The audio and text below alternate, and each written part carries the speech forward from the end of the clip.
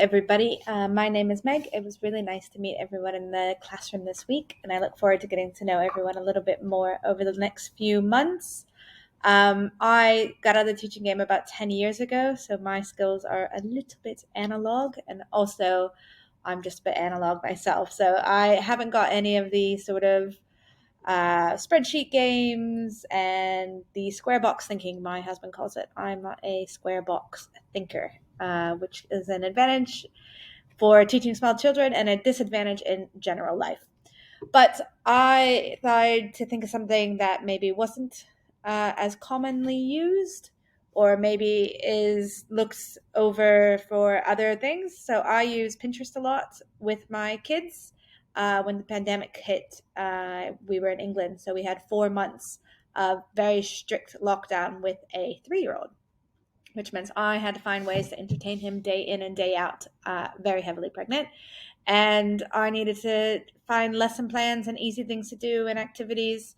And so I've carried that on as sort of for art lessons still for him. We do lots of things that way. So I thought maybe a lot of people think of Pinterest as the housewife and house redesigning people, but it's also really good for art projects and painting and obviously the recipes and things, but also lesson plans. You can get loads of lesson plans from Pinterest. So I thought I'd go through and think of what I would do if I was trying to plan a lesson for the children in my class. So bear with me a little bit. Pinterest is blocked in Indonesia, so I'm running this all through a VPN, which makes it a little bit slow. So if I was trying to make a lesson for, say, the book Oi Frog, which if you don't have Oi Frog, it is a great book. It's very funny and very sweet. And it's also a rhyming book. So here it is. It's by Cass Gray and Jim Field, and there's also like several sequels that go with it. So Oi Frog is a rhyming book. So I have the book at home, so I don't need to download any digital copy of the book. I could look and see the rhyming is. So the point is, frogs sit on logs, and this frog does not want to sit on a log. So the cat tells them all animals sit on something that rhyme with their name. So you look at this and you try and match. What does it do? Frogs sit on logs, cats sit on mats, fleas sit on peas, etc. So if I wanted to use this, what I would do is I would save it. I need to create a new board. So Oi Frog lesson. I could just create that. Very easy. It's a little bit personal. Are you guys looking at my Pinterest board?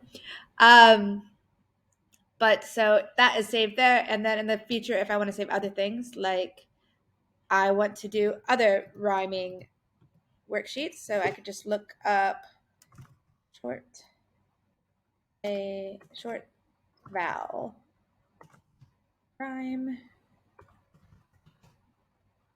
worksheets. It's the cat sat on the mat, so you would think, what other things can I find? So there's loads of options here. You can see all the different books, and they could just fill in the missing vowel, so that's quite a good one if they can read. So I could save that for the Oi Frog. But then I also know that the Bob books, if I was teaching children to read, short A, the Bob books I use a lot. That's how I taught my child to read over the pandemic.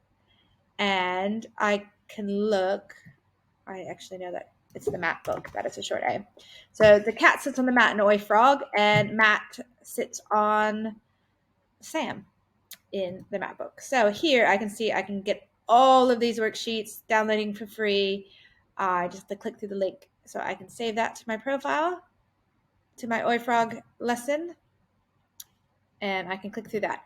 And then after that, I might want to do a Oi Frog art. I might want to do an art project with the kids, so I can look at all these different ideas for the Oi Frog things, big frogs, little frogs, food frogs, and different ideas. So I like that one. I tend to go a bit overboard and fancy with my art projects. Atlas is my son, so I will save that. He would probably like to do this one a lot. And then I move on from there. And maybe if my kids are a little bit older, I might do a frog life cycle. to put some science in there. You can look and see what is happening there. Again, this is probably all things people know, but it is in my wheelhouse, so that's why I'm sharing that.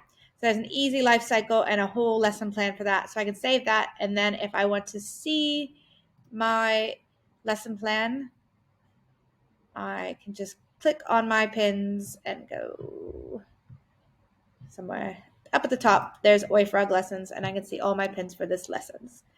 So again, this might be quite straightforward or quite easy for everybody, but it's what I know. So I hope that it was helpful for somebody. And maybe if you didn't use Pinterest before, you might think about using it now. Thank you very much.